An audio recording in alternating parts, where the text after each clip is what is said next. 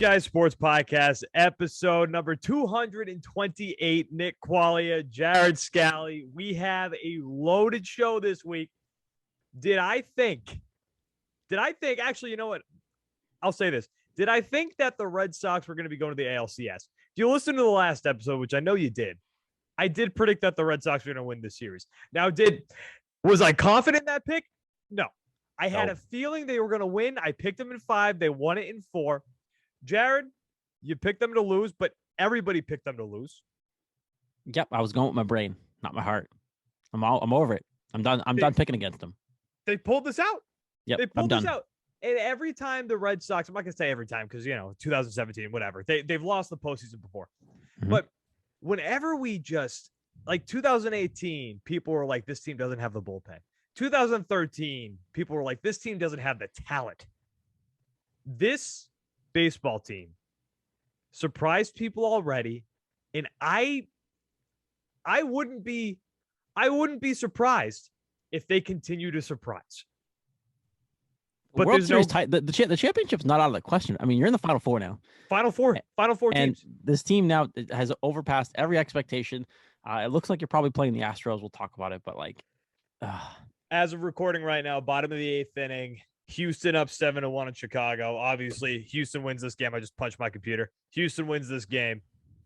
You play the Astros in the ALCS. In the ALCS. In the ALCS, which is insane. So we're going to talk about that. We're going to talk about the Patriots and the Houston Texans game. Looking forward to the Cowboys game.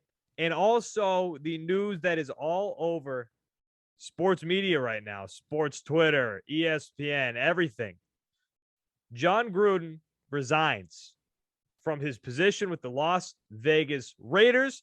And as everybody knows by now, it's not for no reason. There are emails upon emails upon emails where John Gruden, frankly, looks like a scumbag. Scumbag. All while working at ESPN, too. All while being an analyst at ESPN. So we're going to talk about all that, guys. As always, the show powered by our friends over at MANSCAPED. Use promo code CouchGuy20 at checkout for 20% off with free shipping.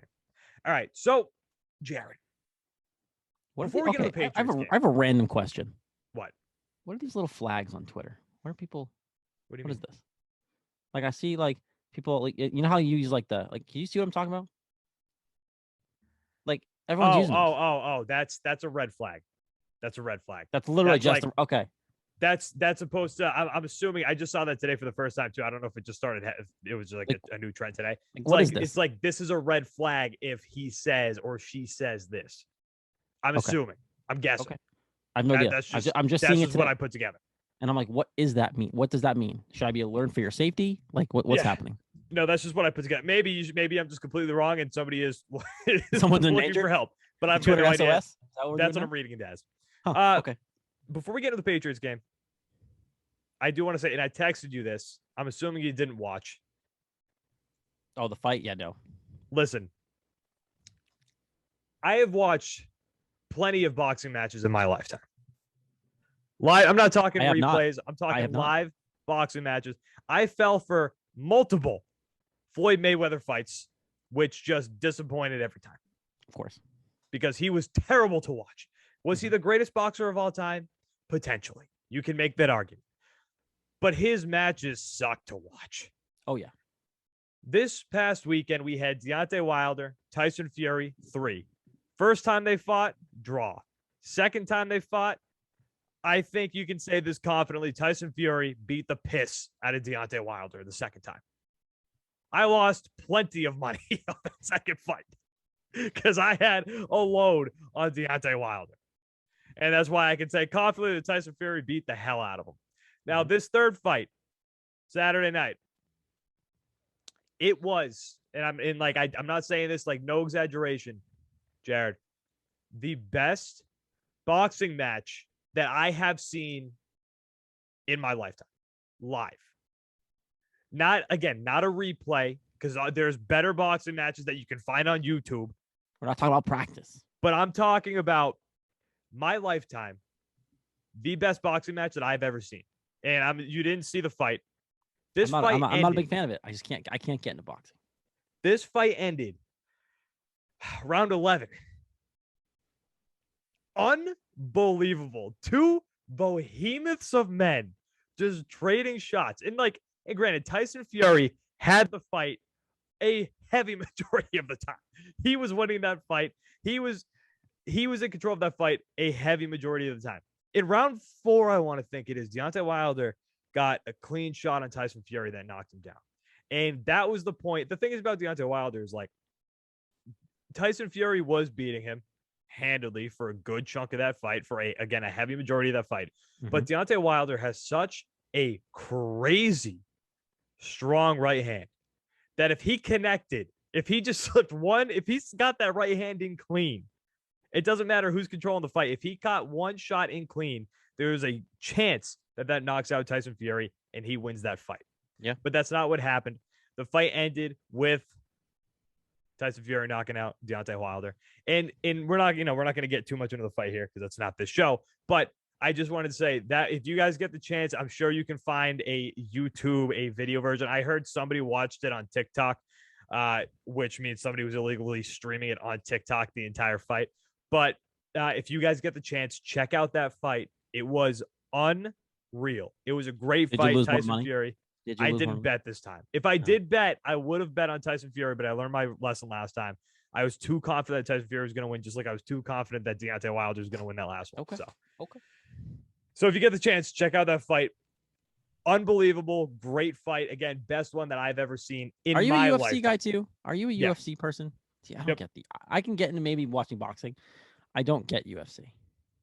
I don't get the appeal to it. See, but why? I don't know. I've tried it. I've sat there and watched it and go, okay, I'm over this. I don't want to watch this anymore. You have to. There are if you don't watch UFC, there are a lot of really boring UFC fights. That's just a fact. Just like there are a lot of really boring boxing matches. But when you can get into the sport and then you have a main event like we had this past weekend, that is it was like the Super Bowl for the year. It was like the Super Bowl for the year for boxing. Tyson Fury, Deontay Wilder. I'll take your word for it. And it was a tease because we had this fight lined up in July. It was supposed to be McGregor-Poirier, and then later that month, Wilder-Fury. But then I think it was Fury's camp. Somebody came down with COVID outbreak. They pushed the fight all the way back till this past weekend in October. But I mean, dude, honestly, an unbelievable fight. Just two massive men going at it. That is what, if they want to bring boxing back, that is what they need. They don't need Floyd Mayweather boring ass fights. They need two heavyweights slugging it out because it was the most entertaining fight that I've seen in my lifetime. I don't know about connecting it or comparing it with UFC, but boxing wise, not even close for me personally. All right. Get into the Patriots game. And there's not too much to say about this, Jared. But the Patriots defense made Davis Mills look like Peyton Manning. It wasn't good. It wasn't good. What was that? It was crap. This guy's not known to be good. He hasn't looked good since he's been playing for Tyrod Taylor because he's hurt again. And now he's coming out and looking like he's the guy that everyone should have drafted. What are we doing? What are we doing? And of course, he looked like Peyton Manning. What pisses me off is literally, it's like, okay, last week against the Bucs, you almost win. Mac Jones should have had his first game-winning drive then, didn't. But your defense held up, and it was just really your offensive line that failed you. And now this week, the offensive line works, and it's all backups for the most part. They figure it out, and then the defense 4 sucks. out of 5. Yeah, 4 out of 5. And then the defense sucks. What are we doing? The defense, so, all offseason, we were so jacked up about the front seven. They go out and they make these moves. They're drafting guys. This front seven, they are going to stop the run. They're going to be a great run-stuffing defense. That's just not the case. You know who the only player that's actually playing well on the defense right now? Judon? Matthew Judon. That's it. No, Red Sleeves. Red Sleeves is the only one that's playing well. Whoever that guy is. Keep wearing the red sleeves. Which, by the way, side note, Donovan Mitchell, I've never seen anybody who wants to be a Boston athlete more in my life. Donovan Mitchell wants to be so bad. He's just loving everything about Boston. It's like, all right, can we just read between the tea leaves here, Brad Stevens, and just get him here? Can we he wants to be here so bad. Yeah, he doesn't want to be in Utah anymore. He's over it. He wants to pull Gordon Hayward and only actually make it work. Like he wants to come to Boston. Yeah, Yeah. 100%. So what's he a free agent? Like 3 years? Bring him back. I think so, yeah. Let's bring him. Let's bring him to Boston. All right, Liam Hendricks is on the mound for Chicago, but sad to say, Chicago. I don't think he got this. You know who also wants to be back in Boston? I think it's Jack Eichel. Just saying. Jack Eichel. Keep showing up in Boston. Yeah, he was hanging out. He was with the Bruins yesterday. In the box of the game. He was at the Red Sox game. No, I know. He's from Boston. But like he was in the game. He was in the box with the entire Bruins roster watching the Red Sox game. Like, what are we doing here? Of course he wants to be here. You think he wouldn't choose Boston over Buffalo? He's from here. Yeah. Well, he doesn't want to be in Buffalo anymore. Like, that's already known. Yeah. But Jack Eichel is somebody I would not be shocked if he comes to Boston. And if he does, this Bruins team again is a wagon. And if they don't win the fucking cup this time, I swear to God. I mean, I don't think they win the cup, but that's just me. Back to the Patriots, though. Back to the Patriots. It's sorely disappointing that and it's sorely disappointing that this defense is not living up to the hype, because you come into this season with a rookie quarterback and you knew there were going to be some growing pains. You bring in a rookie, that's gonna happen. That's gonna be the case. And you were hoping that this could be a team that could win low scoring games because your defense was going to keep you in it. And you almost lost the game on Sunday because your defense couldn't stop rookie Davis Mills, Brandon Cooks, David Johnson. That's the team that was running your stud, quote, air quote, defense over. Yeah. And like, I watched that game and go, okay, so we got ready to Gilmore. Why? Like, J.C. Jackson is not ready to be a number one. I'm sorry. He's just not. And I don't even know if he ever will be. But at this point, now they're forced to pay him because what else do they have? Like, what else do they have at corner? Nothing. Devin McCourty's going to be done probably Trey after Flowers this year. got cut today from Seattle. I mean, I wouldn't hate Trey Flowers. Fine, whatever. But, like, they need options. I mean, Mills has played okay. But the only hiccup that hasn't been an issue the only issue that hasn't actually been an issue is the rookie quarterback thing. Like, Mac Jones has been steady, and then you have one game, the defense is great. Look at last week, right? And then the special teams, they missed the kick, and they should have won the game. And then you look at this week, and that Mac Jones leads his first game-winning drive. Did it last week too, and then the defense doesn't hold up, and they almost lose.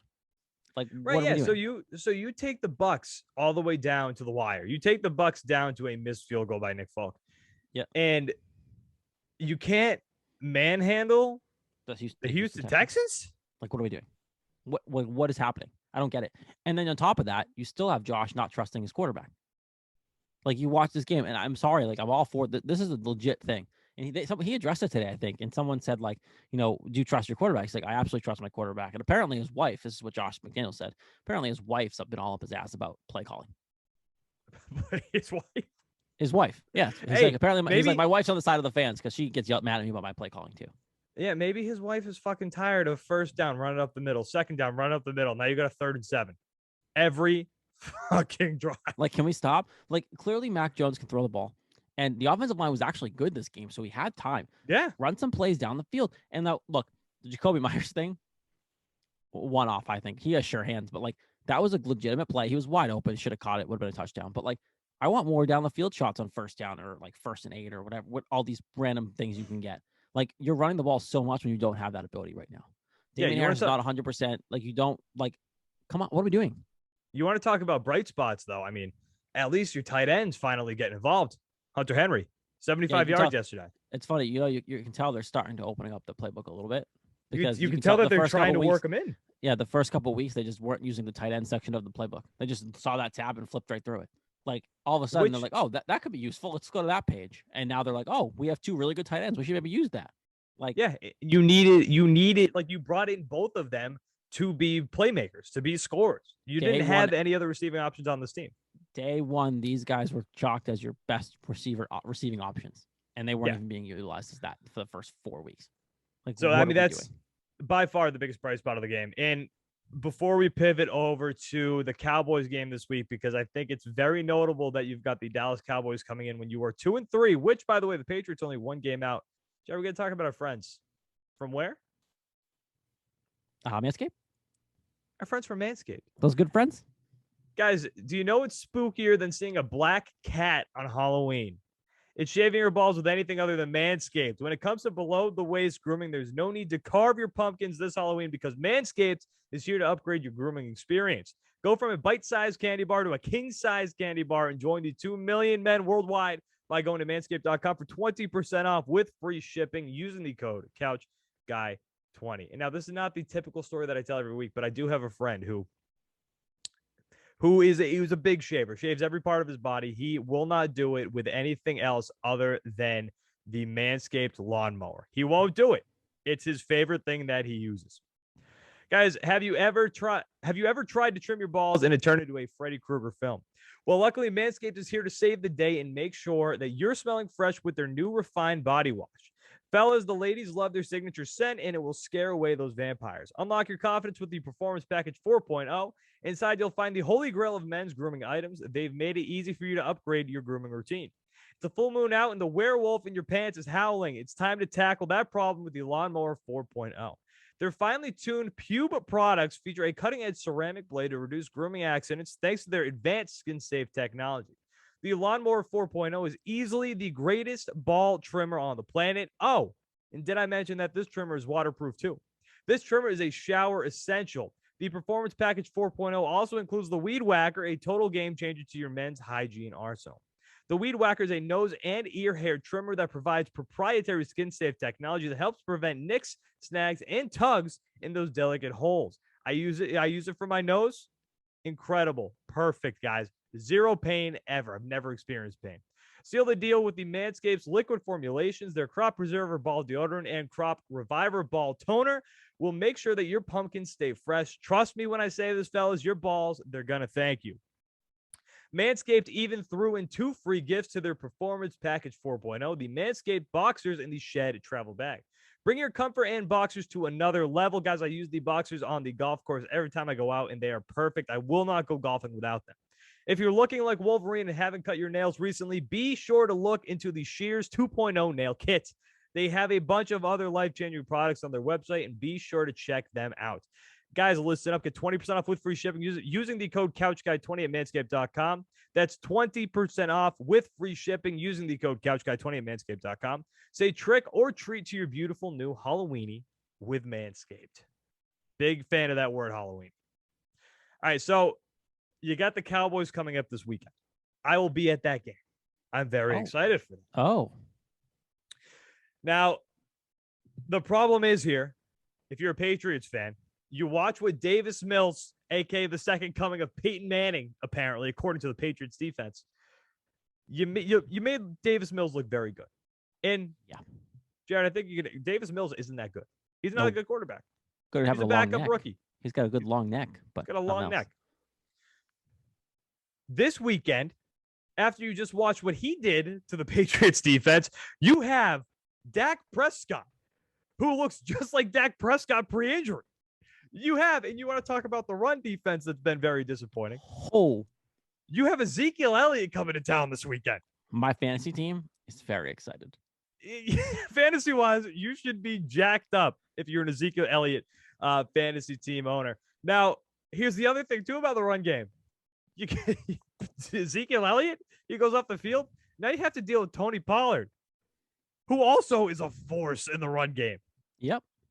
Oh, and if you stop the run game, don't worry, because then in the pass game, you got to deal with Amari Cooper. You got to deal with CeeDee Lamb. You got to deal with Schultz. This Cowboys team, I'm genuinely mean this, Jared. I might be more nervous about this game this weekend for the Patriots than I was for the Bucs game. This Dallas Cowboys team is a legit Super Bowl contender. They're nasty. As long as they don't crap on themselves like they usually do. This team is built to go win a Super Bowl. Like, the defense has gotten better. What's his name? The rookie cornerback. He's just blanking my name. The rookie cornerback who he literally has an interception in every single game this year for the Cowboys. This team is legit. And then they also brought in Micah Parsons. Diggs?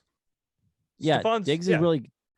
Stephon's brother. Is phenomenal. Yeah, Diggs is phenomenal. I told you I was just blanking on his name. And then you turn Micah Parsons, who's been absolutely phenomenal since getting drafted, who was the Patriots' target, but they went Mac Jones. This is something that, this game could get out of hand really quick. Like, really quick. Unless for some reason they pull a Tampa game and just decide to play. and they make it competitive. But I'm not really convinced that this can be competitive the way the Cowboys have been playing. Yeah, no, I agree. And the thing is too about the Cowboys, like their defense. A lot of people came into this season, including me, thinking their defense was going to suck again, and their defense has actually been serviceable. And dare I say, even good. I tried to grab him on a waiver wire this week. Was not successful. We have an early waiver wire in this league. I was not successful. So you have to consider that if you're, oh my God, Houston's up 10-1. Yeah, Houston. All right, well, Houston, Red Boston, Sox, ALCS. Jesus Christ. I was worried that when we were doing this game, I was during the show, I was like, okay, well, what happens if we record the show and the Chicago comes back? I gotta say, confidently, I can say that's not going to be the case. Nope, we're good. But Dallas scares me more than I think Tampa Bay did. Dallas has a wagon of an offense, and I'm a big fan of Dak Prescott. Dak Prescott's a very good quarterback. I think the Cowboys right now are better on paper than the Bucs. Like, I know it's hard to bet against Tom Brady, but on paper or on the field? Because on paper, I would say maybe the Bucs, just because you go Antonio Brown, Mike Evans, Chris Godwin. Yeah, okay. Fournette, so right now I would choose the Cowboys in a 1-game situation versus the Bucs. I would too. That's what I mean. On the field wise, I'm choosing Dallas. Yeah, 100%, which is so weird because usually they just flop all over themselves. But Zeke looks much better since Dak came back. Dak looks like himself. And then if you actually somehow you stop the run, like you said, you have all those weapons that you can play with out in the field. So like, and who are you going to put on who? Like, are you going to let J.C. Jackson cover Amari Cooper? Probably a failure. But if that's the case, then you got to deal with CeeDee Lamb all day. CeeDee Lamb is going to get better and better too. I'm telling you, next season, in my fantasy draft, I'm getting CeeDee Lamb. I got him this year, and I'm so happy about it. I missed him by a pick. I got him this year in my big money league. I'm so happy about it. I missed him by a pick, and I missed Jamar Chase by 2 picks. Dude, the people who were crapping on Jamar Chase earlier on this year, they just didn't know. They look like fools. So good. This is the most obvious thing in the world that he's been running it. This is the most obvious thing in the world. All right, I mean, what else do you want to talk about with the Patriots? But you want to talk NFL quick because that just got me all gassed up. No, we don't need to talk about the NFL. It's fine. Mac Jones is the guy. I want to talk about John Gruden. Like, let's. Well, I do too. But this is literally all I wanted to say. Just real quick, rapid fire. The Bills, best team in the AFC. It's not even close. Bills are a damn wagon. Super Bowl or bust for them at this point. Like, that's it. Let me tell you, we are all stupid for even considering that the Patriots might be able to win the AFC East at the start of the year. Wow. This is the Bills division, and it's not close. No. 2, the Chiefs. What is happening with Patrick Mahomes? Okay. Well, actually, this is one thing I did. The Chiefs thing.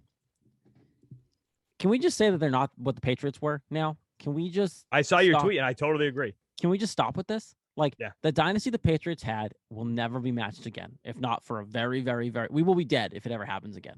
Like, what Tom Brady and Bill Belichick did for the last 20 years in New England is not the Chiefs and Patrick Mahomes.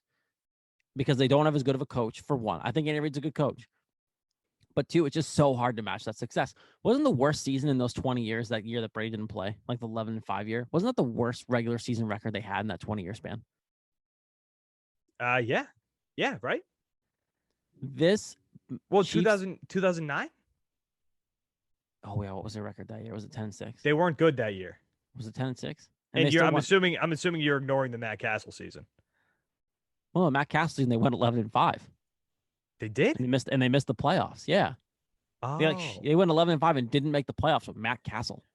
Let me look it up. Oh yeah, because that wasn't who was nasty. Wasn't it the Dolphins? I think so. But yeah, look, this Chiefs team will not be the Patriots dynasty. Like I get it. You don't win a Patriots Super Bowl. 2009 record 10-6. 10-6. Okay, so you won 10 games, and that was your worst season in the 20-year span. Like, the Chiefs will not do what the Patriots did, and you can't compare it. You can't. He's won 1 Super Bowl. 1. I mean, Terry Bradshaw's won 1 Super Bowl. Like, I'm sorry, but he's probably going to win another one. Like, I'm not doubting that Patrick Mahomes will win multiple Super Bowls in his career, but, like, then you got to start figuring out, without all these weapons, can he win? Because they're not struggling. They're not going to be able to keep all these players that they have, right? Look at the Patriots. Look at the team. Some of the teams that Brady won a Super Bowl with. The weapons they had nobody. I don't consider Danny Amendola, and the Chris Hogan's, like, those aren't Tyreek Hills and Travis Kelce's. Like, what Patrick Mahomes is struggling right now with the weapons he has and the studs around him What's he gonna do those couple years, those 3-4 years when they have to not pay some of these guys, and then he's got nobody out there throwing the ball to? Like, people Can have I? to remember, it's not gonna happen. Like, I just can't. I can't do this No. anymore. It's ridiculous. And Patrick Mahomes looks bad. Like this isn't even a thing. This isn't even a thing where like they're just getting like teams are just playing really well against them. There were multiple open opportunities on Sunday Night Football, and Patrick Mahomes just missed. Yep. He's not making these throws that we've been accustomed to him making. Yep. Over these past few years. Like Travis Kelce, wide open, miss. Even Tyreek Hill too. He's dropping balls that are thrown to him. Yeah, and then you look at the whole Madden thing, right? Like Madden made this worse, putting him and Brady on the cover together, and it's like, and they had like a GOAT edition of the game, and it's like, guys, he's literally won Super Bowl. It was stupid. It was dumb. And the 20 years of Brady, did he ever look that bad? Like, he never looked like, oh, he's missed passes, obviously. But like the worst he's missed passes looked what he looked like last week in New England when he was like overthrowing some balls. Patrick Mahomes looked like he was missing wide open guys by like 10 feet. Like, and he doesn't look confident. He doesn't look confident out there. No. I didn't think the Chiefs were going to win Super Bowl this year anyway. Like, I thought it really is the Bills' year. But like, come on, this is bad. You can't sit here and think this is the new Patriots dynasty. Like, what are we doing? It's real bad. I mean, before we get into John Gruden, man, my fantasy team. Listen, I've been wheeling and dealing this year. I have traded without giving away any draft picks. I have added Tyreek Hill to my roster, Saquon Barkley, Dave Montgomery. You hear those last two names I just said? Those two running backs. My two running backs. They're both bye-bye. Yeah. And I don't know what to do now. I don't know. No one trusts you anymore. You're the new Danny Ainge. Is like, no one should trade with you. Well, so I'm probably gonna get either this trade denied or approved before the show comes out anyway tonight. Do I make this trade? Somebody's offering me, or somebody might be offering me. He originally offered me, basically the two main pieces are Darrell Henderson for Tyreek Hill. Tyreek Hill has had kind of a down year fantasy wise. Wait, so what are your other receiver options on your team? My receiver options, I've got Emmanuel Sanders, I've got T. Higgins, I've got Marvin Jones Jr., Christian Kirk. Need Tyreek Hill. I don't. You need a running back. My running backs right now are Tony Pollard and Myles Gaskin. And I mean, Tony Pollard's fine if you play him with Darrell Henderson. I told him this trade doesn't happen without Antonio Gibson. Wait, I told him Antonio Gibson and no. I told him I will make this deal if it's Antonio Gibson and not Darrell Henderson.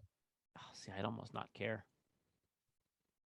Dude, I think Gibson's better than Henderson for sure. Hasn't Gibson not been good though? He's been much better. 20 points, 16 points, 14 points past few weeks. Okay. I mean, Darrell Henderson's the guy for sure on a better team. That's true. Do I make that move if it's Henderson for Tyreek Hill?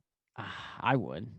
Tyreek Hill hasn't been good. Now, granted, Tyreek Hill is gonna go off at some point. It's gonna look awful in your head. Like, he scored 44 points last week. Yeah, if you do that trade, he's gonna do that again, and then it's gonna be like, well, why did I do that trade? But right now, for your needs, I mean, maybe you can get him to throw a second player in, because straight up that value wasn't 100% equal.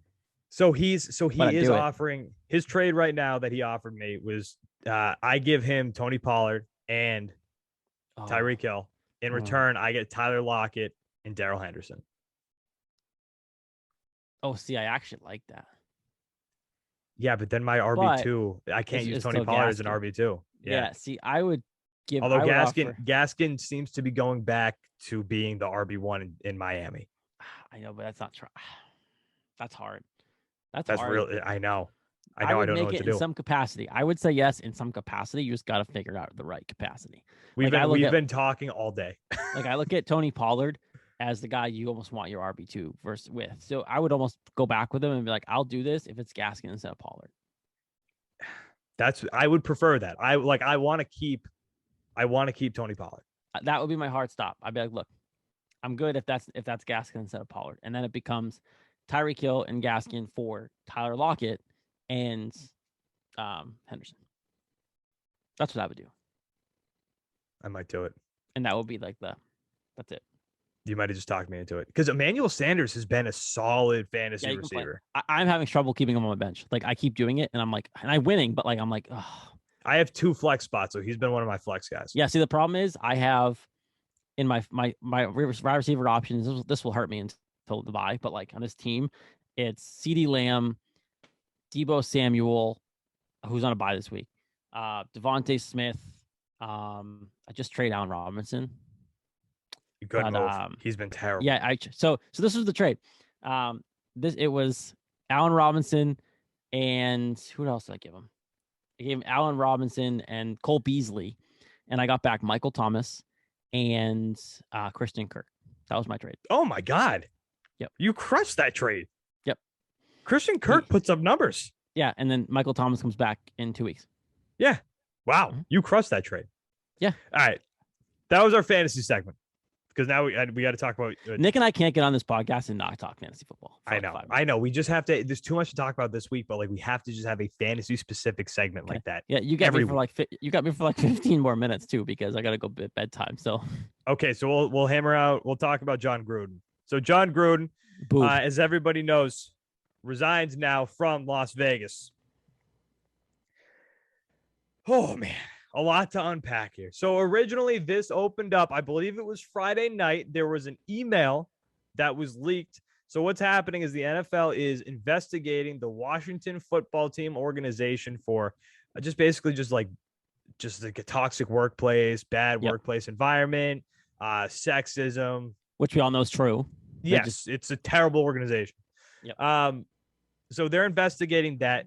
The NFL is having people go through hundreds of thousands of emails, like not 900 to 1,000 emails, 600,000 plus emails. The NFL is combing through, reading them, and they came across some John Gruden emails.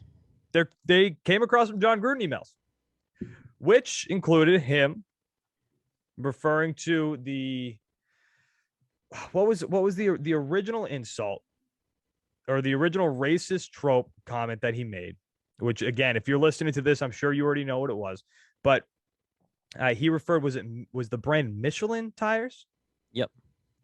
He referred to the, I want to get his name correct before I say it. And I'm blanking on his name, and that's my fault for not having this pulled up right now. I do have another article pulled up, but it's from the latest emails that came out. But let's just leave it at that. It was a racist trope. Now, this is the piece. This is from a CNN article. This is about the latest batch of emails and then with him resigning. So John Gruden, who resigned as head coach of the Las Vegas Raiders following reports of homophobic, racist, and misogynistic emails, was not even a target of the NFL investigation, which led to his rapid downfall.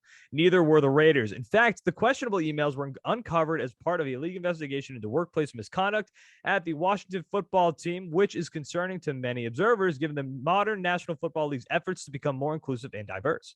The question we should be asking is not really about the existence of the emails, but what is the culture in the NFL, period, says Jamel Hill, a contributing writer for The Atlantic.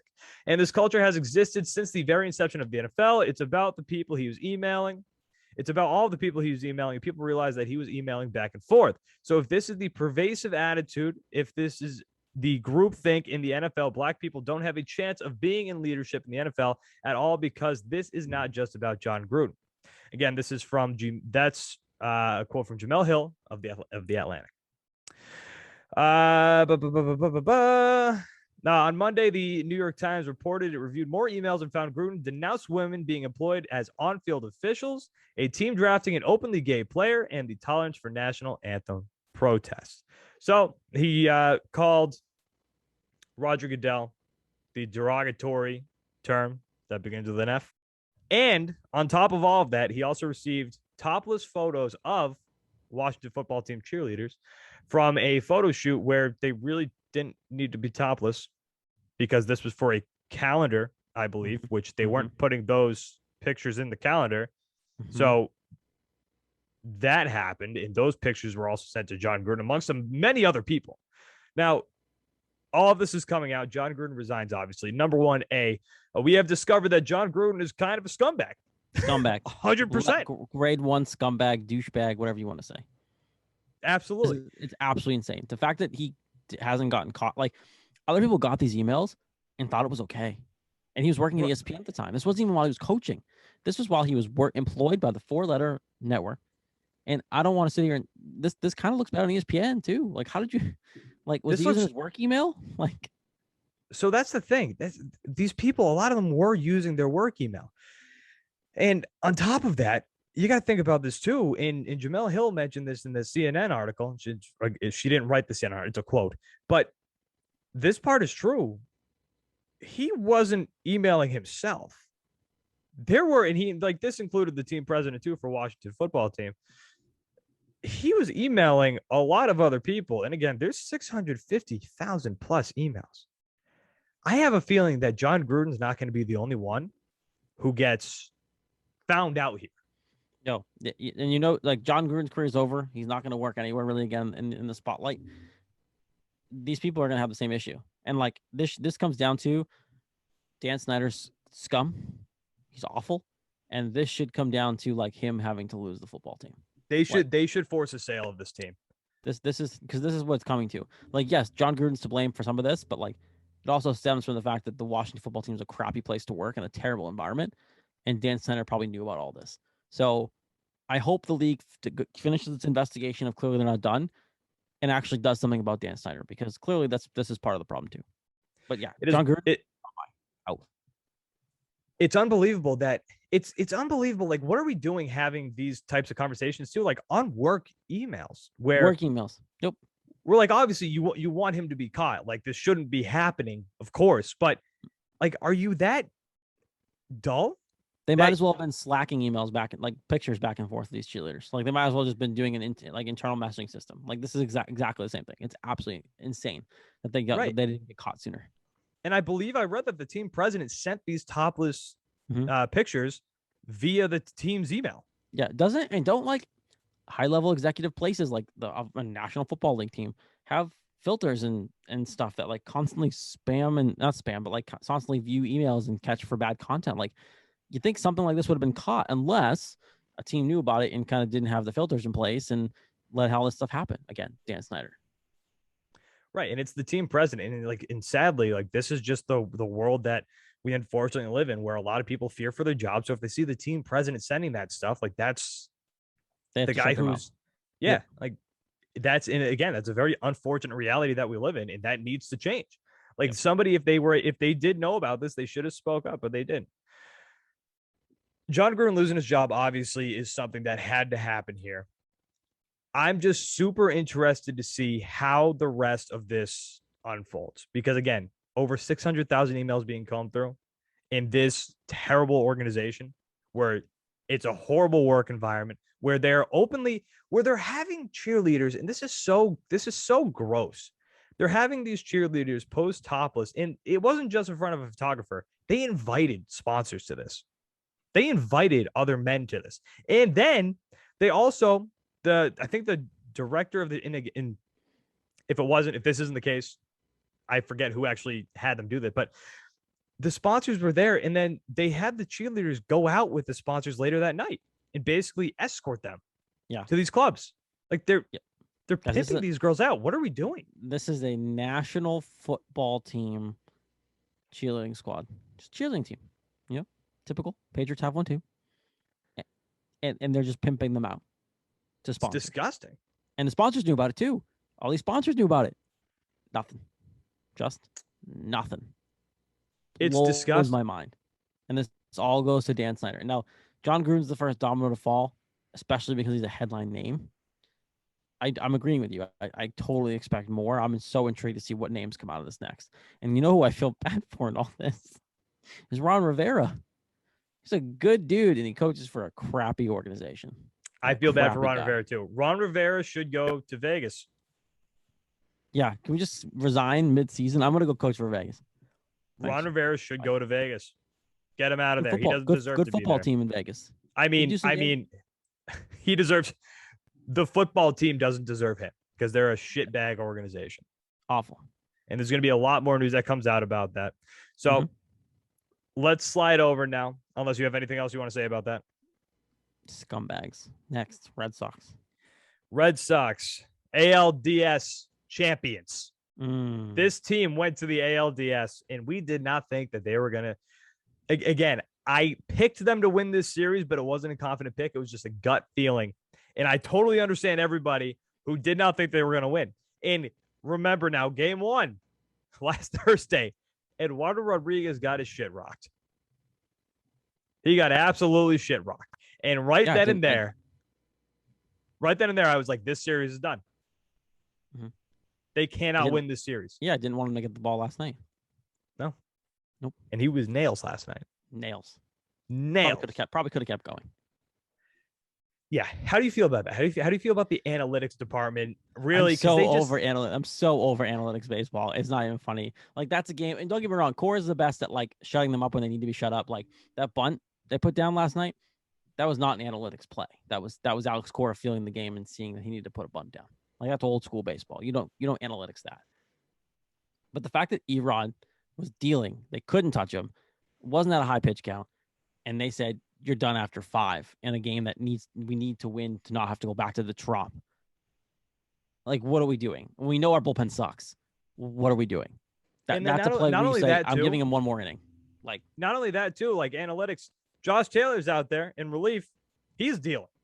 And then you pull him for Ryan Brazier, which Ryan Brazier honestly has been pretty good. Near the end of the season, in the postseason, Ryan Brazier's been good. But Josh Taylor had commanded that game, and that's a game that you need to win. And they were gaining momentum, and then Ryan Brazier, was it 3 doubles in a row? 3 doubles in a row. Wasn't there a homer in there? I don't think so. It was very close to the wall. I don't think there was any home runs. That might have been the one thing that they missed. Like, my God. Thank God they won that game last night, because if they go back to Tampa, they probably don't win. There was so much momentum on the side of Tampa Bay. Yeah. Right down to the Kevin Kiermaier throwing out Alex Verdugo. What do you think? Was he safe or out? He was safe. I think it was super close. I think if they called it safe on the field, then he's safe in the replay. Like, I don't think you could have overturned it. But I don't know how the ump saw that in real time and said, "Oh yeah, he's out." Yeah. No, I thought he was safe at first glance too, but it was too close to call. And then especially like when you're doing the review, I mean, it was unbelievable. Like, you can't reverse that, unfortunately. It was way too close.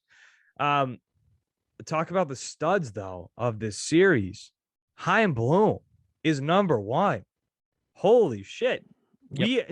And I'm not gonna exempt myself from this, because at the trade deadline, I wanted Anthony Rizzo. We all did. I was bummed the Red Sox didn't get Anthony Rizzo. They got Kyle Schwarber. Cool. Okay, I wasn't upset about that, but I was like, okay, well, I would have rather Anthony Rizzo. He's a true first baseman that we know the dude can hit. Mm-hmm. Kyle, I don't know. Maybe Nathan Eovaldi in the last trade deadline, in the 2018 season, but I don't know if I've ever seen a trade like this mid-season where the guy just fits perfect in Boston. He is perfect for here. Yeah, I hope he comes back in some capacity next year. Kyle Schwarber loves it here. He seems to just get it. He fits in with what the team's doing, like mannerisms and their celebrations, and he just thought it can hit. Like, he can just hit the crap. And that was never an issue for me. He can hit the crap out of the ball. I'm over and being mad about the Kyle Schwarber thing, because he's come up so many big times since he's been here. The bad thing for me last night was the fact that they took him out, and then his spot came up in the order, and they had to pinch hit Travis Shaw for Dahlbeck or whatever, because like they need, you know what I mean? So like, that is where I was a little hesitant. But like, look, Chaim has killed it. You look about who he's brought in here and who's competed in this game, like Schwarber, Verdugo, Kike Hernandez, who's been like the hottest hitter on the planet since this whole series. Kike's a good baseball player. He's just flat out good. Kike's a good baseball player. And keep going. He brought in Hunter Renfroe, who's been good for this team. He brought in Plawecki, who's been really good for this team, especially for Nate Eovaldi. List goes on and on. Chaim Bloom knows what he's doing. He brought back Alex Cora, right? Like, he knows what he's doing. We can get off the Chaim Bloom bashing train now. And you brought up Alex Verdugo too. I mean, Alex Verdugo, I heard the stat the other day. Alex Verdugo has more RBIs in the postseason already than Mookie Betts did in 21 games in the postseason with the Red Sox. Yeah. Because Mookie Betts was not good in the postseason. Verdugo has been nasty. And hasn't Mookie not been that great in the series? Like, he had 264 on the season this year. Yeah, like Verdugo's been the better player since the trade. Like, I know Mookie won a World Series, but like, he's also on a stacked team. Chaim couldn't have probably gotten any better return. The only guy I'm still mad about is the fact that they ditched that dude for instead and got Jeter Downs. Bruce Starr. Oh no, they ditched him for, was it even Jeter Downs or was it Connor Wong instead? Who'd they end up getting instead? I think it was Jeter Downs. I think it was Jeter Downs. And like, yeah, they need a second baseman, but dude, he would have been huge if they kept. He throws gas. They could have used him in the bullpen this year. My God. But like, you look at that trade, Verdugo is probably one of the best situations you could have got back, and he breezed Boston. He loves it here. He loves it here. And like, Poppy was his hero, and Poppy's bought in on him, like off the field stuff. And you watch like the videos from Nesson, and someone asked him, like, how do you feel about Boston? He's like, oh yeah, I love it here, man. I'm your cousin Vinny from Boston. Like he said in the Boston accent, like this dude just breathe. He got like a gold chain, and it has like the Red Sox B on it and like SpongeBob on the SpongeBob on the back. Yeah. And his meaning for it was, well, yeah, I just love this city, and I feel like I'm a Bostonian, and I just want to remind everybody every day that like I love it here and I don't want to leave or whatever. And then he's like, oh yeah, and I got SpongeBob on the back to remind myself just to stay happy all the time. And I was like, what? Dude, Verdugo's awesome. I love him so much. He's great. Alex Verdugo fan club. This is my thing about this team this year. And you don't really see a lot of this stuff until you get to the postseason, but this team loves each other. And that's like that's the differentiating factor that you see every single time the Red Sox run into the deep postseason is this team really gets along. This team really loves being around each other. And that shows, like, they're having a blast. This team, when their confidence is high, they're tough to beat. You can't just send them down. You know what that is? Alex Cora. Yeah. Because that's been the difference. Like, this team is, I mean, yeah, they brought in pieces, but like Alex Cora was not here last year and the team sucked. They got down and they kept being down. Look how many comeback wins they have this year. Like, and especially the first half of the season, right? The difference is Cora. He wants to be here. He gets along with these guys. He takes the time to go to people's individual lockers in the clubhouse and just chat them up, see how they're doing and see how their families are doing and gets to know these players.